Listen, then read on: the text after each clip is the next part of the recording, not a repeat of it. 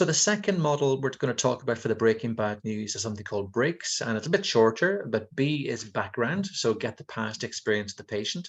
R is for rapport, and very important to increase the quality and the quantity. E, exploring the patient's knowledge, the concepts, and then A, announcing, making clear statements, and then K, kindling, encouraging emotions, and then S, summarize it. So again, a bit shorter than the kind of the spikes, and it's down to you which one you prefer. But again, you'll tend to find you might have a favorite.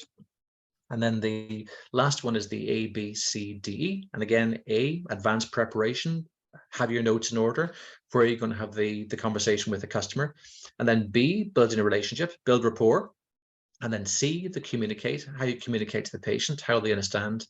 And then D, probably is the hardest part, how to deal with the patient themselves. If they get angry, if they get emotional, if they have a history of being kind of, quite abrupt people, they shout at a member of staff on the floor, you might be scared they're going to shout at you, or also maybe the threat of a physical encounter too as well. And then E, encourage and validate emotions. So consider the emotional reaction. And again, this sort of empathy comes in. So the college optometrist provided some tips on how to improve your communication. This was going back maybe a couple of years ago when they did a survey to talk about how many optometrists had received communication training. And I must admit, when I was in practice, I probably didn't receive one communication training. So this is kind of give you some highlights of how you can improve your communication. And the first one, again, we hit about it quite a few times, is be empathetic. And how can you show empathy? Asking open questions to try to get as much information as you can, and then avoid negative words. Okay, so we already discussed this in the previous slide, that your negative words and the impact it has can last a long time. And also be led by the patient on how much information they want. Okay, so the engineer, the teacher wants to know everything from A to Z, while your lovely older auntie or uncle or granny might just want the basics. And then maintain eye contact and have open body language. And that can be difficult too as well. You see somebody come into the room, you're running behind, they're 15, 20 minutes late, and you can see their negative body language. They're quite angry. They aren't maintaining eye contact. But again, it'd be quite easy to kind of copy them and rush, but try to slow down, maintain eye contact with them.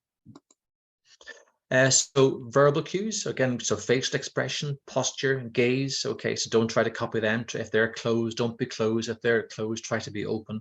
And then again, we talked about the active listening rather than the passive listening. So stop writing and delivering information. So just give them your full 100%. And honesty is a great thing too as well. So, if you don't know an answer, don't try and bluff it. Just kind of say, I'm terribly sorry, I don't know. I'll come back to you, or I'll find out. My day off is tomorrow. Would it be okay if I phone you on Wednesday with the information? Right, I don't know the answer to that question. I need to contact the hospital. Would that be okay? Can I contact you?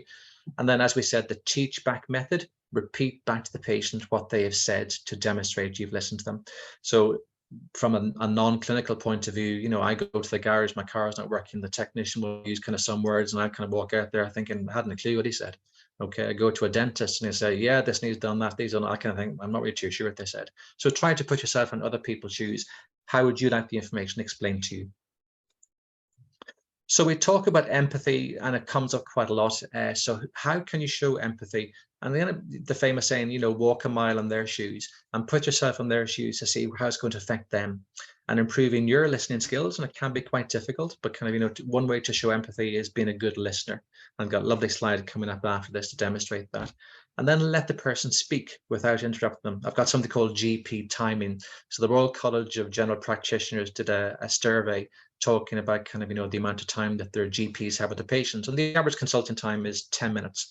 And they got to listen to it and diagnose and treat within kind of 10 minutes. And they do recognize it's, it's not perfect. But they talked about, after 2 minutes is the typical time when a GP will kind of, interrupt the patient and say, what's the problem? So you walk in and say, hi, my name is, I'm the doctor. Hi, I'm having difficulty. So they'll let you speak for 2 minutes and then they'll jump in. So they're trying to kind of, get the kind of the information they want. Then eye contact, we mentioned the importance of this is, it is very important, but sometimes people don't have the confidence to look at eye contact, especially if you're dealing with maybe children on the spectrum, they're autistic or learning difficulties. Eye contact may be too difficult for them. So they are listening to you, but they can't look at you at the same time. So they might have their head bowed and playing with their fingers or playing with a finger toy or stimming for stimulation, but they can't look at you at the same time. So don't think of that as a sign of disrespect. Sometimes people in their culture, silence is a sign of respect. So they don't want to interrupt you. In some cultures, they don't want to let you speak. They speak to you as a health practitioner, so they don't want to be seen to be interrupting. They may not maintain eye contact. And again, older people, so a younger person to an older person might find that difficult, or some cultural sensitivities. So be cautious of that or conscious of that. And then again, the empathetic statements we want to be able to use, trying to find one that you're happy with, trying to one you remember, and try to kind of, make it feel as genuine as possible. This was a wonderful slide I found just recently, talking about what the physicians, how they define empathetic care and the patient. So if we look at the physician on the left-hand side, his top one tries to understand patient's experiences, okay? And then what the patient ranks as their most important one is the fifth one down, listens when patients speak. So if you look at what the top one there, for the doctor, the physician, they try to understand the patient's experiences. If you look at the poll on the right-hand side, it's the fifth one as defined by the patient. Okay, so nowhere near what the doctor thinks is important. So the patient just wants to listen and when the patient is speaking. So again, that slide speaks a lot of words. Phrases to avoid and what to say, and it can be very difficult, but sometimes people come into, and it might have been 2 years since the last eye examination, it might have been 3 years, 1 year, they could have an amblyoptic eye, but they're waiting for you to tell them that, yeah, there is new treatment out there is new stem cell treatment for wet AMD, and they want to ask you this question. And try not to shoot them down, try not to be negative, so try to avoid saying, well, what do you want me to do? We referred to the hospital before, you've been discharged, I can't do anything further. There's always new developments happening, and I always try to kind of lead them with a positive hope and saying, yes, the vision hasn't become worse. It's really, really good news. I'm really, really happy for you. Let's look into doing something different and try to leave them on a positive approach, because otherwise they'll just go home and they'll just be upset and depressed. And then they'll kind of begin to feel, well, did that person help me as much? And this is where we kind of dive into something called miscommunication. And if you don't communicate to the patient transparency and honor and be transparent with everything you say, then the patient walks away kind of thinking, well, I didn't really understand what they said. They didn't really explain it. And they kind of told me my vision disappearing and I might not be able to have vision in the future and don't really understand what it means. And that means they get quite angry and frustrated, not just at you, but at us as a profession and healthcare as a profession. And then they look at, well, what's the point going to the GP? What's the point going to the hospital? What's the point going to these appointments? And they can become quite dissatisfied. And then at the other end of the scale, they can become quite angry. And that might lead to a complaint made to your store, to your practice manager about you, or maybe something more serious with the GOC. So again, just be cautious of what you say and how you say it. It can affect their level of hopefulness. They were hoping that you're going to say they got some good news, there is some new treatments, or we can make the vision better. When they don't understand, again, they just tend to get into kind of a situation where they feel depressed and what's the point in carrying on? And the psychological adjustment, they get into a situation where they become, just they get depressed, and then they kind of socially withdrawn. They don't get active in the society, and then it's just difficult. They don't attend appointments, and everything just tends to deteriorate. We talk about transparency, so we can't withhold medical information. It can be quite difficult, and it can be difficult when we talk about driving to people, especially older people. But we have to be very, very clear in what we say. We can't kind of talk about you're nearly there and you're just on the border, because that's all they want to hear. But as a driver and as a family, you wouldn't want somebody at the road driving is going to bang into your car, bringing your partner and children home. So we have to be very, very careful what we say. So they need to be informed of all the findings, both positive and negative, and then again recorded for medical legal purposes on the patient record. And we're all probably very familiar with the sentence, if it's not written down, it didn't happen. So again, any communication you have with the patient, whether it be verbal, be written, it'll be on the shop floor, maybe you're going out to the supermarket to buy a sandwich and somebody bumps into you and says, yeah, I'm driving there and my vision's got an awful lot better. You're thinking, hang on a second, I told that person not to drive 2 weeks ago. Document that in the patient record. So you cannot, just go behind a patient's back if they don't want you to discuss with a family member or colleague. You've got to respect that. So one of the things that I came across quite a lot was you bring a patient into the room and the loved one's in the waiting room, and then you come back afterwards after giving them some bad news, and the loved one says, so how did that go? And you're standing there thinking, what do I say? And you've got to be able to respect the patient's wishes. So you might want to kind of say, would you like me to explain what we discussed to your partner outside? That was your husband or your wife, I presume. And they might say, no, I don't want you to tell them. And again, you've got to be able to appreciate that and respect their wishes. It can be very difficult. And especially if you know the person and they know you, they're looking to you for information. So what's the information? Did she go okay? And, it can be very difficult. So just be quiet, be silent. If you can see the patient is getting maybe a little bit upset, a bit teary, you can ask them for permission. You can say, would you like me to pass on the information to your partner? But again, if they don't want you to, you've got to be able to respect that. So the GOC can sometimes have concerns when, the patient will say, well, she never told me, and that's where the communication comes in. He never told me. The very folks would take time to get used to that. You never told me that my vision was going to deteriorate. He never told me that the dry MD will turn into wet MD. So it can be difficult, especially if you know the person too as well. Maybe they're going to have a negative impact. And you think, well, I won't tell them this time. I'll tell them next time. But if you do tell that, they tend to kind of, get a false sense of hope. So trying to kind of gradually break the news can be a bit better. Withholding the information just gives them hope, and you kind of think, well, yeah, I was told I meet the driving requirement. In their eyes, that's all they hear. And you could have said, well, you're near the driving requirement, and then they go out and spend 50,000-60,000 pounds in a brand new Mercedes, and you see them in 6 months' time for review, and they don't meet the driving requirement. So again, you've got to be able to give them information. Don't withhold it, and it can be difficult. So how to improve your skills, and again, can be quite difficult if you're newly qualified, but observe other optoms, CLOs, DSOs in your practice. I kind of found, the girls on the shop floor are probably the best ones. They deal with complaints, all day, every day. The glasses aren't in, the contact lens aren't in, someone's away on holidays, they haven't got the sunglasses, and how do they deal with complaints? How do they deal with kind of people shouting down the phone, where are my glasses, where are my contact lenses? I was told they were here. Receive mentorship and guidance if you do have anybody maybe in the store, maybe somebody you look up to who is more experienced. Don't be afraid to ask them and say, listen, can I kind of buddy up with you? I haven't got much experience in this. Contact your local optical committee. That's a great way to meet other people outside your store, maybe working as a locum or independent practice, and you get to meet hospital optometrists, hospital DOs, hospital orthoptists, and kind of get to know them and how do they break bad news to people. And then slowly build confidence and gain experience. A lot of my experience was gained from my mistakes. So, as a practitioner, I'll put my hand up and said, yes, I made mistakes along the way, but I learned from them. I'd referred somebody, and unfortunately, sometimes you don't get feedback from the ophthalmology, the hospital, but sometimes you do. And I realized maybe my C-to-D ratio was out, and I'd missed a cataract. I referred somebody for glaucoma and I missed a cataract. I referred somebody for cataracts and missed glaucoma. So, you learn from your mistakes. You think, yeah, I should have caught that, or I got that wrong. So again, you learn from kind of people who you're working with.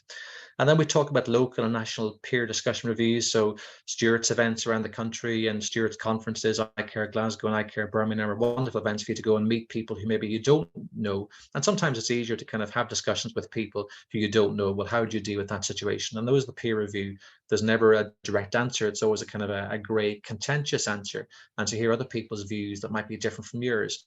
I'm not saying they're right and you're wrong, but to hear other people's opinions, and that'll kind of open your doors and open your ears maybe to what other practitioners are doing in their practice.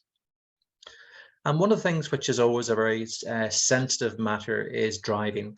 And we probably come across this every year. And, what do we do? And we as the gatekeepers and trying the visual kind of, people kind of tell people, yes, you do meet the driving requirement or you do not meet the driving is a very, very difficult kind of, cross to bear. And it can be quite difficult to deal with our customers. When I was dealing with pre-registration students and also as a pre-registration supervisor and as a practitioner, I found it difficult. And you need to be able to know what the current DVLA standards are. So going to gov.uk and downloading the assessment of fitness to drive and make sure you are aware of that and what the visual acuity requirements are and also visual field requirements are, and just be that your kind of, that your go-to, your book. And it can be a very, very difficult conversation to have, especially with somebody maybe older than you. And it's happened to me a couple of times. And people said, I've been driving before you were born and I've never had a problem. And I've been driving for the last 60 years. And it can be a life-changing moment. You're taking away their sense of independence, their pride, and that can then lead to just a sense of frustration and not being wanted, and then just kind of, fall into depression. Especially live in a rural area, if they're an essential driver, maybe their partner is a loved one needs to go to hospital for regular treatment. You're taking away their source of transport, the main mode of transport. There may not be taxis or buses, or maybe they can't afford them. So again, just be careful of that. The AOP do a campaign every year, and they always tend to kind of do a sense check, out to the members every year. Should we do it or not? And you can understand the pros and cons. If you were to stick that in your window, of your practice, do you think that would attract many customers in? Do you think it would dissuade many many customers? And it's a difficult one to call. Some people might look at that and say, nope, I'm not going in there for an eye examination. I don't want to be told about my poor vision, or I think I'm a little bit suspect. I think I'll just kind of swerve that sight test. So it is a difficult one.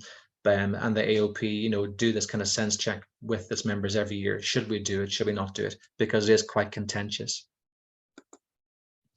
And why is breaking bad news difficult? Because we don't get any training in it. We go through college, we spend 3 years in college, 4 in Scotland, and we do a year in pre-registration training. Sometimes we might have a difficult customer in our pre-registration year. Sometimes we may not, depending which practice you're in, but we don't have any grounded training. I worked in both multiples and independents, and I received no training on breaking bad news communication. It's difficult because we're fearful of causing pain. We don't want to get shouted at and been blamed. There's also the emotional reaction. Sometimes people can cry. Sometimes people can be very aggressive and confrontational. And who are you telling me my vision's got worse? We don't have any training.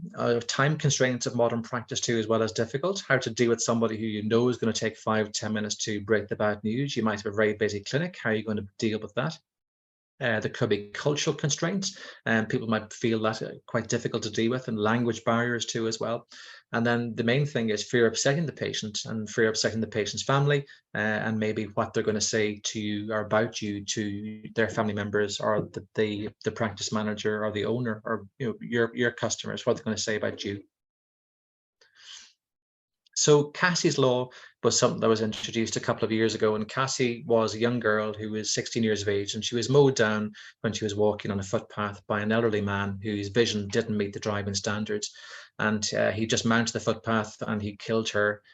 He had been involved in a near accident a week before, where he came out of a garage and plowed into a wall. Didn't hit anybody. The police were on scene, but they didn't have any legislation to take his keys off him. And Cassie's mum decided to change that and introduce Cassie's law. So now what can happen is the police can ask any driver to read a number plate at a given line, a given distance, and if they fail to meet the driving requirements, their driving license will be revoked immediately. So it is quite important that we are aware of the implications, and you'll see it on national newspapers. At least once a month, a person mounts the footpath, or a cyclist been killed by a driver, and maybe that patient was told they don't meet the driving requirements, and we have to be able to kind of find out what are we going to do to be able to kind of monitor that and kind of enforce it. It can be very difficult. So just going back to this one again, you might want to take a screenshot in your camera. This may come up in the quiz. So just going through the spikes method, I said this is the more kind of popular one that we have. So S, setting up and starting. Okay, so mentally rehearse what you're going to say to them. And then P is perception, elicit the patient's perspective. And then I, invitation, ask the patient what they would like to know. And then K, knowledge, provide information in small pieces, use your patient information leaflets if you have them. And E, emotions, we mentioned empathize, it can be very difficult. And then the last one is S, strategy and summary. And then the very last slide of this evening's presentation is just a summary of the 3 different ways, the 3 different models of the breaking bad news. So we have the spikes, the A, B, C, D, E, and we have the breaks. I personally like the spikes one. I think I've used it quite a lot in practice, and then to kind of know that other healthcare practitioners, whether it be GPs, doctors, nurses, midwives, physiotherapists, tend to use that one, and also the American Academy of Optometry tend to use it. It just tends to give it more credibility, and probably people know about it an awful lot more. In terms of the A, B, C, D, E, or the breaks, they do tend to be smaller, and if you do prefer kind of smaller things, remember, they might be the better ones to go for, but I tend to kind of prefer spikes.